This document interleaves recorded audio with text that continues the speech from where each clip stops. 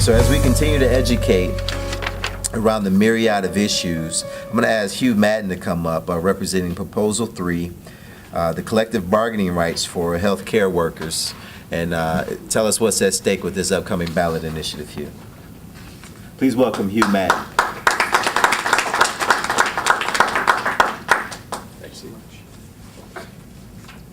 Good morning. Good morning. As Donnell mentioned, my name is Hugh Madden. I'm with the Keep Home Care a Safe Choice campaign, which is Proposal 4 on the ballot. So there's so many ballot measures. That's just a perfect example. So someone that works in this every day, and there's days I wake up and I'm like, so we're number 4. And so there are, as was mentioned, a 2-page ballot, both sides, but I'll just try to get down to one piece. So the Keep Home Care a Safe Choice, basically 4 things I'll talk about today. The first is choices. And so what this ballot measure does is it allows seniors and persons with disabilities the right to choose and direct their own care. And by doing that, they actually choose their own caregiver, direct their own care, including hiring their caregiver and, if need be, firing their caregiver. And so it really gives someone who's getting long-term care in their home the ability to control that atmosphere. So that's the first piece, which is choice. And that choice is created by this ballot measure creating what's called the Michigan Home Care Quality Home Care Council. And what that council would do is create a registry, which would then link those in need with qualified pre-screened caregivers. And what I mean by pre-screened caregivers, that takes me to my second point, which is safety. And so if you're in your home, you want to make sure that you're safe in your home.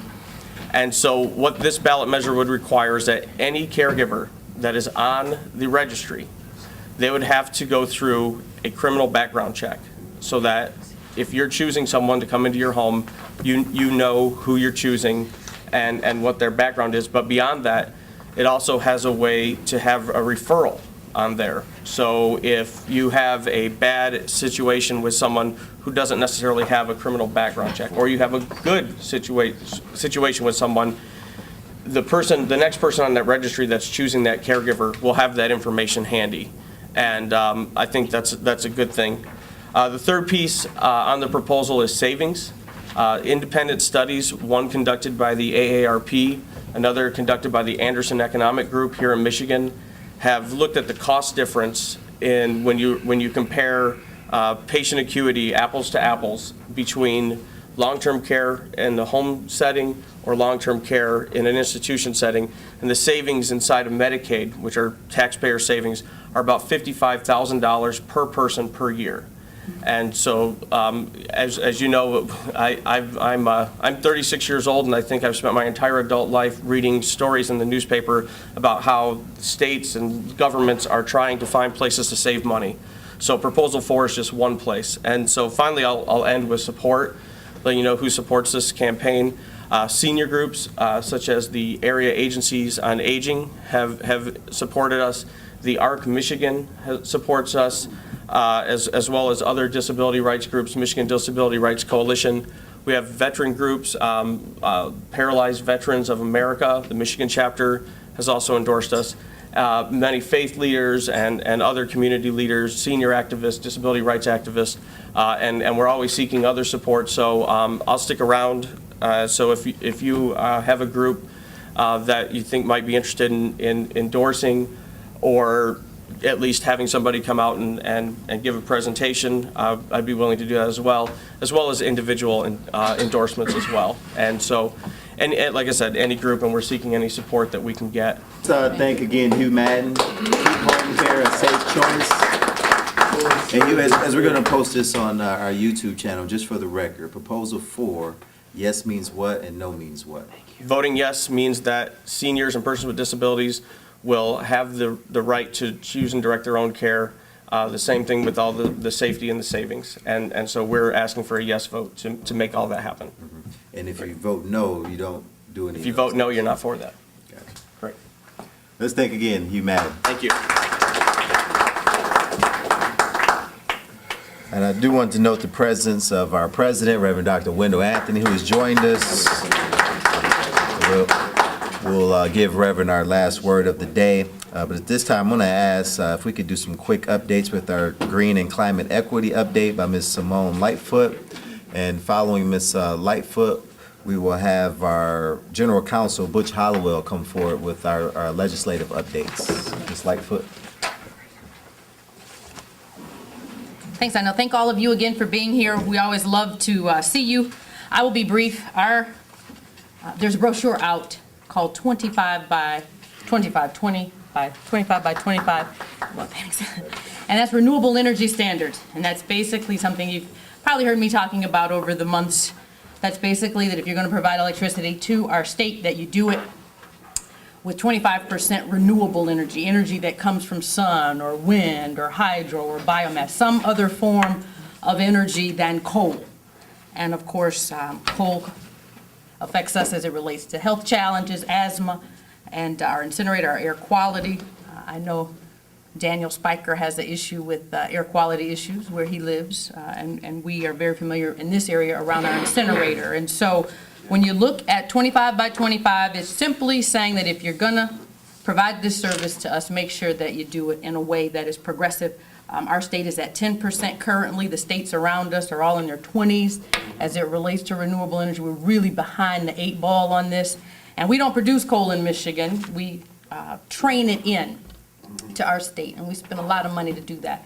If we look at renewable energy standards here in our state, it helps us, one, determine our own destiny as it relates to how we deal with electricity. But also, it cements that we will have opportunity in this state. If I'm a business interested in doing work around biomass or hydro or solar, once it's locked into the Constitution that, yes, this state is dedicated and committed to doing that work, then I'm far more interested to come into this state. If I'm a university, I'm far more interested to seek and receive grant funding on those type of energy efficiencies or type of energy efforts and dollars. And so when we talk about making renewable energy a standard in our state, we send a huge message as to where we're attempting to go. So, Proposal 3 is out there. Please make sure that you read it, and we'll leave the lid out there. If you have any questions, please make sure that you reach out to us here at the branch. Thanks so much. Thank you, Simone. Thanks, Simone Lightfoot, again for that update. Yeah, and to be clear, Simone was absolutely right. Our board meets this Thursday, and while it's obvious where we'll be on some issues, and not that we won't support a number of issues, but to not convolute the issue, clearly we can't support 18 ballot initiatives and have a strong voice on what is our bread and butter issue, and of course, that's Proposal 1. And PA4 Act in defeating that. So we're working very strategically from a strategic standpoint and where we'll be on our issues, and we'll certainly be sharing that with you as we move forward. At this time, please welcome our General Counsel, Attorney Melvin Butch Hollowell. Good morning. The first thing I'd like to say is ignore the polls. The polls are out there and they're all over the place, and some would have you believe that this candidate is up by this amount, so this state is no longer in play, or they're down by that amount, so that is all a head fake. I think that it should be the same as it was that you were fighting for your lives to go out to the polls, which is really the truth. And so when you look at issues such as when you need your health care and you want Medicare available, or Medicaid, or when you have questions about whether or not there are national standards for voting, or the ability to vote, or restrictions on vote, all these things are in play. And so I went to a meeting a few months ago, and the president's former press secretary was at the event, and he says, we're in a new era today. Today we're in the era of the Citizens United decision. And so a few years ago, the United States Supreme Court had a ruling that said that pretty much corporations can spend unlimited amounts of money in presidential elections and all kinds of elections. Didn't used to be the case. Now there is just unlimited. So let's just say, they say, well, Michigan's, kind of a safe state, or Michigan's not a safe state, or, or there's a 7-point lead or a 10-point lead, or no lead. is something that should be considered, because at the last minute, in the last week, they could come into a state and put $5 to $10 million, dump it on TV, and just see what happens. So this is the new world that we live in. So don't go for the head fake. We need to work this election as hard as we've ever worked it before.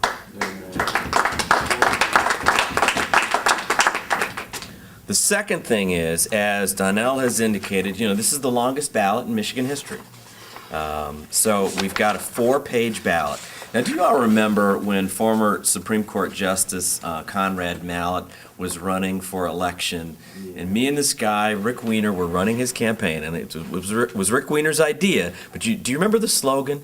You haven't finished your ballot till you voted for Mallett. Now, that was corny, it was silly. It worked, right, Cliff?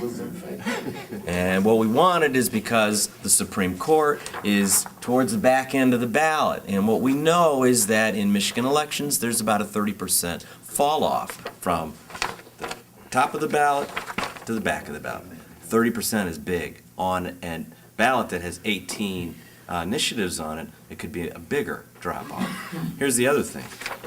Takes a while. We've been timing how much it takes to actually sit down without voting, but just to sit down and read, just to read what who is the judge of probate court incumbent position, vote for not more than 3.